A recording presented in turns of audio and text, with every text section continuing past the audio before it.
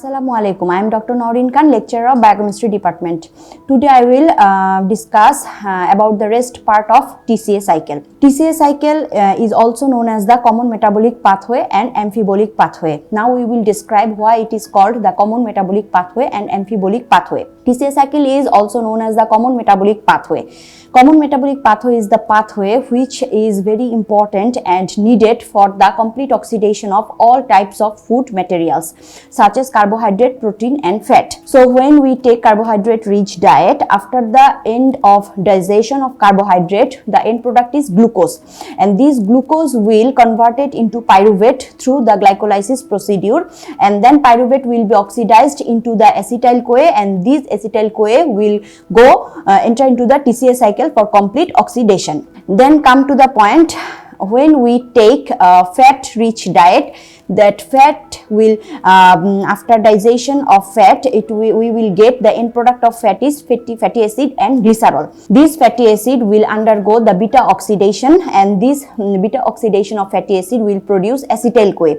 This acetyl-CoA will enter into the TCA cycle for complete oxidation, and glycerol, which will be converted into dihydroxyacetone phosphate, and this dihydroxyacetone phosphate will convert it into glyceraldehyde 3-phosphate, and then this will enter into the glycolysis, and through glycolysis different steps, glyceraldehyde 3-phosphate will convert it into pyruvate, and then pyruvate will oxidize into acetyl-CoA, and acetyl-CoA will enter into the TCA cycle for complete oxidation. On the other hand, if anyone take protein rich diet, so after digestion of protein, the end product is amino acid. There are two types of amino acid, ketogenic amino acid and glucogenic amino acid. Normally ketogenic amino acid spontaneously through different catabolic steps, it will convert it into acetyl-CoA, and acetyl-CoA will enter into the TCA cycle for complete oxidation. And on the other hand, glucogenic amino acid will convert it into pyruvate, and this pyruvate will convert it into acetyl-CoA, and then acetyl-CoA will enter into the TCA cycle for complete oxidation. So ultimately carbohydrate, protein and fat, these all three types of food material will ultimately convert it into acetyl-CoA, and this acetyl-CoA is the common metabolite for all types of food material, and this acetyl-CoA will enter into the TCA cycle for complete oxidation. So for this reason, TCA cycle is known as the common metabolic pathway for all three types of food material which will oxidized in the TCA cycle. Now come to the point why TCA cycle is known as the amphibolic pathway. Normally amphibolic pathway is the pathway where catabolic and anabolic both potential is present. So TCA in case of TCA cycle, we called it amphibolic pathway because it has catabolic potential and anabolic potential. It has catabolic potential. For this purpose, this acetyl-CoA will be oxidized and produce carbon dioxide and ATP. And TCA cycle has anabolic potential. For this purpose, it provides alpha ketoglutarate, which will produce glutamate and glutamine by transamination. Through this acetyl-CoA we will get oxaloacetate, which will form aspartate and aspargine by transamination. And in the TCA cycle there are some intermediates of TCA cycle which will enter into the gluconeogenesis steps, and there is a succinyl-CoA which is very important for heme and porphyrin synthesis, and at last citrate, which will enter into the cytoplasm for producing acetyl-CoA. That acetyl-CoA is important for synthesis of cholesterol, fatty acid and steroids. So these are all the anabolic pathways which occurs in the TCA cycle. So for TCA cycle, as it has both anabolic and catabolic potential, so it is known as the amphibolic pathway. Now come to the importance or significance of TCA cycle.